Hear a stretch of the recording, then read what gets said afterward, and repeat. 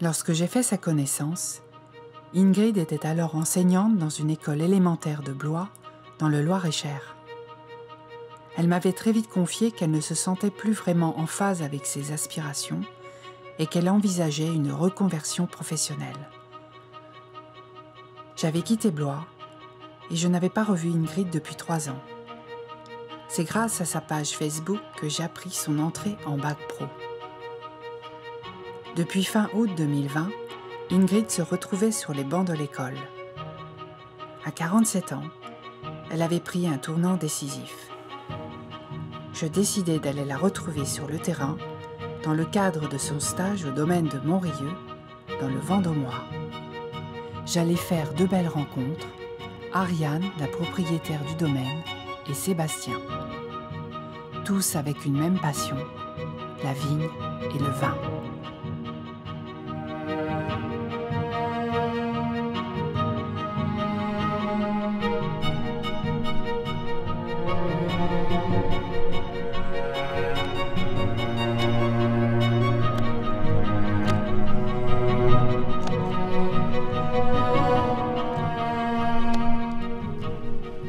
J'enlève tous les petits comme ça,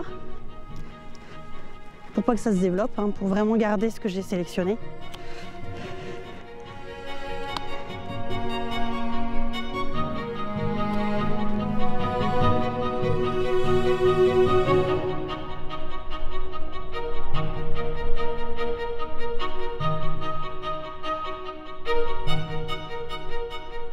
Non, ça me manque pas là.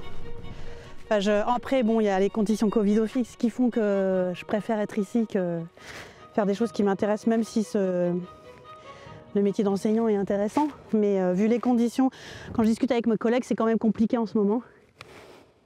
J'ai fait un peu le tour du truc. Enfin, j'ai enseigné dans l'enseignement général, dans l'enseignement spécialisé, j'ai enseigné à l'étranger aussi, en établissement français à l'étranger et établissement homologué par le gouvernement français à l'étranger. Donc après les postes qui sont possibles maintenant, ça ne m'intéresse pas. Donc là, ça fait 21 ans maintenant. J'ai fait un peu le tour de ce que je peux faire maintenant dans l'éducation nationale. Là, je découvre tout, donc c'est très motivant.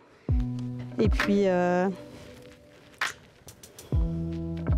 on verra ce que je vais en faire aussi. Ça, c'est le courson qui a été laissé l'année dernière, tu vois. C'est ce que je suis en train de faire. Ça, c'est celui de l'année dernière. Il y a 2 bois qui sont partis. Moi, je vais prendre celui du bas. Et je vais laisser 2 yeux. Tac. 2 bourgeons. À chaque fois. Et je prends plutôt celui du dessus pour garder le flux de sève par en dessous. Parce que le cep, il va privilégier un flux de sève par en dessous, lui.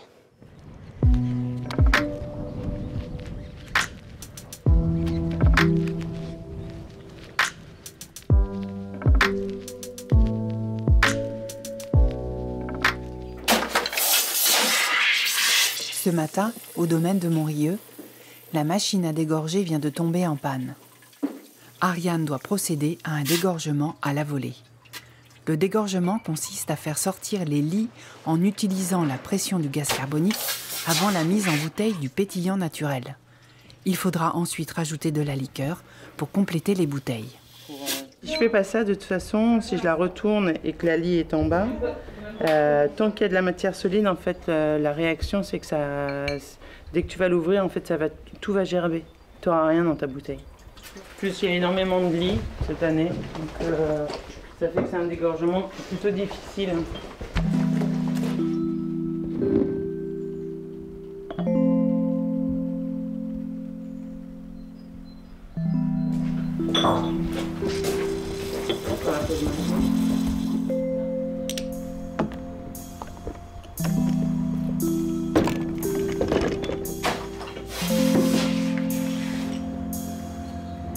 Moi, l'objectif, ça serait de travailler un jour dans une exploitation, dans un premier temps, et puis après, on verra. Non, depuis qu'elle est venue ici, elle ne veut plus s'installer. C'est pas vrai. Il y a la vigne, le sol. C'est supporter les stagiaires. Le vin. Et puis, gérer une entreprise. Je me suis jamais posé de questions sur savoir si j'allais être suffisamment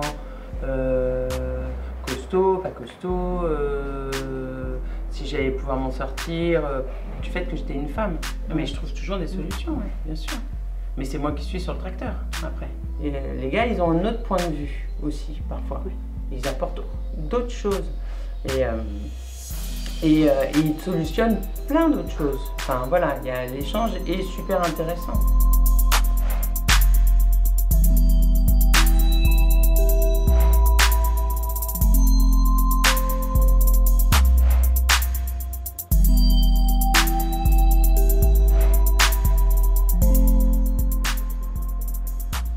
Comme Ingrid et Ariane, Sébastien a fait un choix professionnel en harmonie avec sa philosophie de vie.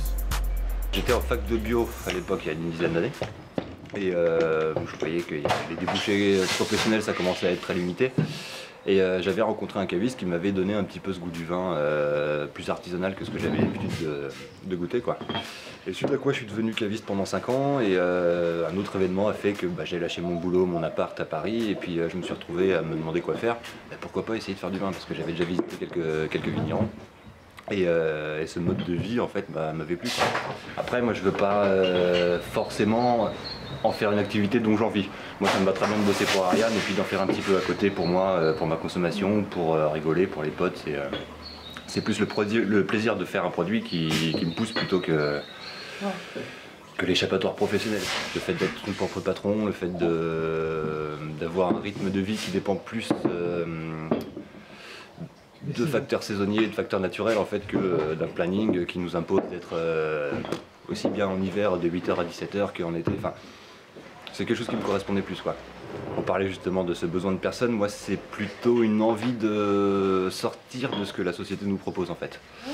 Mais simplement voilà, moi je me suis confronté à l'âge où il a fallu que je commence un parcours professionnel à quelque chose qui ne me correspondait pas. Ça a été beaucoup de sacrifices et beaucoup de galères et je sais que j'aurai jamais une vie confortable comme on peut l'entendre quand on est citadin et comme peut-être je le voyais il y a 10 ans. Les contraintes qu'on a dans notre travail en fait elles sont liées à des facteurs naturels, elles sont plus liées à des facteurs virtuels ou à des facteurs économiques. Il y en a. Mais la motivation de se lever le matin, c'est on sort de juste se dire qu'on a des horaires à respecter, quoi. Voilà, c'est plus concret.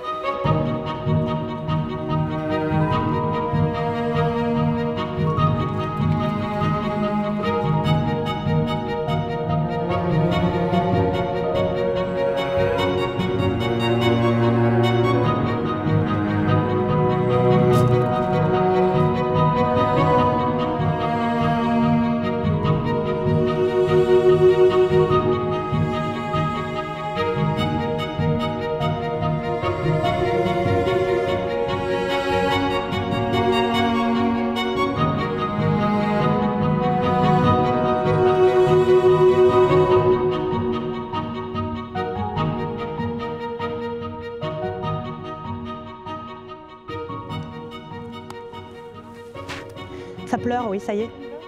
Comme ça c'est réchauffé, la sève remonte, la vigne pleure. J'ai envie de bien faire, je suis dans mon élément dans le sens où c'est ce que j'ai toujours voulu faire et j'y suis arrivée et c'est un métier où il y a tellement d'aléas, que ce soit climatique ou dans les vins même. Hein. Si t'es pas passionné, je veux pas du tout, enfin je veux dire, ou alors t'es complètement maso quoi. Non, je trouve ça super satisfaisant parce que c'est tout un processus pour fabriquer un produit. Qu'on va se torcher en 2 secondes. Oui, mais c'est quand même, tu y mets tes tripes quoi. Je me rappelle cette vigne, elle a gelé 3 fois déjà. La deuxième année, ouais, j'étais au bout là-bas, puis je pleurais comme une conne. Mais en fait, le truc, c'est que moi, comme je suis un peu têtue, et que en plus j'ai un côté hyper, je me suis engagée, j'ai un gros engagement vis-à-vis de moi-même. Donc, non, je peux pas lâcher comme ça, c'est pas possible. Et puis, il y a des gens qui m'ont aidé aussi à m'installer. Donc, vis-à-vis d'eux aussi, je peux pas dire, ah non, j'arrête. Hein. Mais maintenant, je suis dans ma 7e année et c'est ce qu'il y a de plus agréable, c'est là, d'être là. Ça, c'est la liberté en fait. Ça, c'est vraiment la liberté.